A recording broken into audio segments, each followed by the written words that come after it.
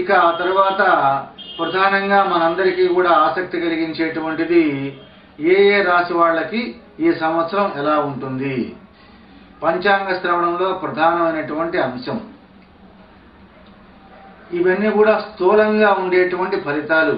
వ్యక్తిగతంగా ఎవరికి వాళ్ళు తెలుసుకోవాలి అంటే పురోహితులను, పండితులను, పంచాంగకర్తలను కూడా సంప్రదించి సిద్ధాంతుల ద్వారా వివరాలన్నీ కూడా మనం తెలుసుకుంటాం. మనం చెప్పుకునేటువంటి మాత్రం స్థూలంగా ఆయా రాశుల వాళ్లకు ఉండేటువంటి ఫలితాలు. మొట్టమొదటగా మేషరాశి వాళ్లకు. మేషరాశి వారికి ఈ సంవత్సరం చాలా యోగదాయకంగా ఉంటుంది. ఆదాయాన్ని మించినటువంటి ఖర్చులు ఉన్నప్పటికీ కూడా సాంఘిక పరమైనటువంటి గౌరవ మర్యాదలు చాలా బాగుంటాయి. వ్యాపార విషయంలో తగినటువంటి జాగ్రత్తలు తీసుకొని చక్కగా అభివృద్ధి పదంలో ప్రయాణం చేయొచ్చు. వృత్తి పని వాళ్ళకి ప్రోత్సాహకరంగా ఉంటుంది. ప్రభుత్వ ప్రైవేటు ఉద్యోగస్తులకు మంచి గుర్తింపు లభిస్తుంది. ప్రమోషన్లు, ఇంక్రిమెంట్లు లభిస్తాయి. రైతులకు వ్యవసాయం లాభదాయకంగా ఉంటుంది. మంచి దిగుబడి అనేటువంటిది కలుగుతుంది. విద్యార్థులకు శుభప్రదమైనటువంటి కాలం. విదేశీ విద్యా విషయంలో మాత్రం జాగ్రత్తగా ఆలోచించి ముందడుగు వేయాలి. కాంట్రాక్టుదారులకు శుభప్రదమైనటువంటిది. కళాకారులకు సామాన్యంగా ఉంటుంది. స్త్రీలకు ఈ సంవత్సరం చాలా లాభదాయకంగా ఉంటుంది. కుటుంబ వ్యక్తుల యొక్క ఆదరాభిమానాలు పొందుతారు. సంతాన సౌఖ్యం, అట్లాగే అవివాహితులకు కళ్యాణ ప్రాప్తి, నూతన వస్తువులు కొనుగోలు చేయటం, చక్కగా జీవితాన్ని గడుపుకోవటం జరుగుతుంది. ఈ సంవత్సరం కూడా గత సంవత్సరం లాగానే వైభవంగా ఉంటుంది. అయినప్పటికీ కొంత నరకోశ ఉంటుంది కాబట్టి దుర్గా కవచాన్ని పఠించటం, విష్ణు సహస్రనామ స్తోత్రాన్ని పారాయణం చేయటం వల్ల శుభం కలుగుతుంది. వీళ్ళ యొక్క అదృష్ట సంఖ్య 9. ఈ ఫలితాలను తెలుసుకొని చక్కగా జీవితాన్ని గడుపుకుంటే మేషరాశి వారికి సుఖ సంతోషంగా ఉంటూ ఉంది. అట్లాగే వృషభ రాశి వాళ్ళకి ఈ వికృతనామ సంవత్సరంలో గురుబలం ఉన్నప్పటికీ కూడా శని, రాహువు, కేతువులు సరిగా లేకపోవటం వల్ల వారికి ఈ సంవత్సరం సామాన్యంగా ఉంటుంది. వ్యాపారస్తులకి గత సంవత్సరం కంటే బాగా ఉంటుంది. అట్లాగే పారిశ్రామికవేత్తలకి ప్రోత్సాహకరంగా ఉంటుంది. ఉద్యోగస్తులైనటువంటి వాళ్లకు కొంత కష్టం మీద ప్రమోషన్లు లభిస్తాయి. రైతులకు మాత్రం కొంత ఇబ్బందికరంగానే ఉంటుంది. ఆశించినంత దిగుబడి లేకపోవచ్చు. ఆర్థిక స్థితి సామాన్యంగా ఉంటుంది. విద్యార్థులకు విజయవంతంగా ఉండి మంచి ర్యాంకులు సాధించేటువంటి అవకాశం, నూతనమైనటువంటి విద్యా విషయాల్లో పాల్గొనడం జరుగుతుంది. కాంట్రాక్టుదారులకు సామాన్యం, అట్లాగే ఫైనాన్స్ వ్యాపారం వారికి బాగుంటుంది. టీవీ, సినీ కళాకారులకి చాలా అవకాశాలు అనేటువంటిది ఉండి ఆదాయం పెరుగుతూ ఉంటుంది. గృహ నిర్మాణాలు, శుభకార్యాలు బాగా జరుగుతాయి. సంతానంతో కొంత వైషమ్యం ఏర్పడుతుంది. అందువల్ల పిల్లలతోనూ సంతానంతోనూ కొంచెం జాగ్రత్తగా చక్కగా మాట్లాడుతూ జాగ్రత్తగా వ్యవహరించాలి. స్త్రీలకు ఆరోగ్యం బాగుంటుంది.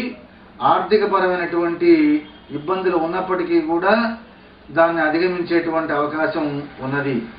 కాబట్టి శంకరాచార్యుల వారు రచన చేసినటువంటి కనకధారా స్తవాన్ని నిత్యము గనక ప్రార్థన చేసినట్టయితే ఈ సంవత్సరం వాళ్ళకి చాలా అద్భుతంగా ఉంటుంది. ఇక మిథున రాశి వాళ్ళకి జన్మరాశి అయినటువంటి మిథునంలో సువర్ణమూర్తిగా ఉండటం వల్ల ఈ సంవత్సరం అంతా కూడా గురువు బలంగా ఉండటం వల్ల ఆర్థిక పరంగా సామాన్య స్థితి కలుగుతుంది. గౌరవ ప్రతిష్టల విషయంలో జాగ్రత్త వహించాలి. ఇతరులతో ప్రవర్తించేటప్పుడు అప్రమత్తంగా ఉండాలి. వ్యాపారస్తులకు ఆర్థికంగా కలిసొస్తుంది. వివిధ వృత్తుల వాళ్ళకు కూడా బాగుంటుంది. ప్రభుత్వ మరియు ప్రైవేటు ఉద్యోగులకు ఇంక్రిమెంట్లు, ప్రమోషన్లు లభిస్తాయి. గృహ నిర్మాణ ప్రయత్నాలు చక్కగా జరుగుతాయి. రైతులకు 2 పంటలు కలిసొస్తాయి. ఆర్థికంగా బాగుంటుంది. గతంలో చేసినటువంటి రుణాలు కూడా తీర్చడం జరుగుతుంది. కళాకారులకి సామాన్యంగా ఉంటుంది. స్త్రీలు ఆరోగ్య విషయంలో జాగ్రత్తగా ఉండాలి. ముఖ్యంగా భర్త తరపు బంధువులతో తేడాలు రాకుండా జాగ్రత్తగా నడుచుకోవాల్సి ఉంటుంది. ఇక కర్కాటక రాశి వాళ్ళు, ఈ కర్కాటక రాశి వారికి చాలా గ్రహం యొక్క అనుకూలం ఉంది. ఈ సంవత్సరం చాలా అనుకూలంగా ఉండటం వల్ల అత్యంత వైభవంగా జరుగుతుంది కర్కాటక రాశి వాళ్లకు. ముఖ్యంగా నూతన ప్రణాళికలు అమలుపరచడం, రైస్ వ్యాపారం, అట్లాగే బంగారు వెండి వ్యాపారస్తులకు కూడా చాలా లాభదాయకంగా ఉంటుంది. వ్యవసాయదారులకి 2 పంటలు కూడా ఫలిస్తాయి. ఆర్థికంగా బాగా ఉంటుంది. విద్యార్థులకి మహోన్నతమైనటువంటి కాలం, మంచి విజయం సాధిస్తారు. పరీక్షల్లో మంచి మంచి ర్యాంకులు సాధించేటువంటి అవకాశం కలుగుతుంది. ఉన్నతమైనటువంటి విద్య, విదేశీయానం, విదేశీ విద్య ఇవన్నీ కూడా లభిస్తాయి. అధికారుల యొక్క మెప్పు పొందడం, ప్రమోషన్లు, ఇంక్రిమెంట్లు జరుగుతాయి ఉద్యోగస్తులకి. ఇక ఆ తర్వాత విలాస వస్తువులు కొనుగోలు చేయటం, కుటుంబంలో సుఖ సంతోషాలు కలిగి ఉండటం, కీర్తి ప్రతిష్టలు పెరుగుతూ ఉంటాయి. అట్లాగే భర్త యొక్క ప్రేమాభిమానాలు స్త్రీలకు, ముఖ్యంగా అత్తమామల యొక్క అనురాగాన్ని పొందే అవకాశాలు ఉన్నాయి. నూతన వస్త్రాలు, ఆభరణాలు పొందేటువంటి అవకాశం కూడా ఉంది ఈ సంవత్సరంలో. సింహరాశి వాళ్ళు, ఈ సింహరాశి వాళ్ళకి విపరీతమైనటువంటి ఖర్చులు, రావాల్సినటువంటి డబ్బు సమయానికి రాకపోవటం, ఈ రకమైనటువంటి ఆర్థిక ఇబ్బందులు కనబడుతున్నాయి. రుణదాతల యొక్క ఒత్తిడి పెరుగుతుంది. మానసికమైనటువంటి అశాంతి కూడా ఉంటుంది. అట్లాగే జాయింట్ వ్యాపారాలు చేసేటువంటి వాళ్ళకు కూడా అంతగా సరిగా లేదు. ఉద్యోగస్తులకి అధికారుల వల్ల ఒత్తిడి, చికాకులు కలుగుతాయి.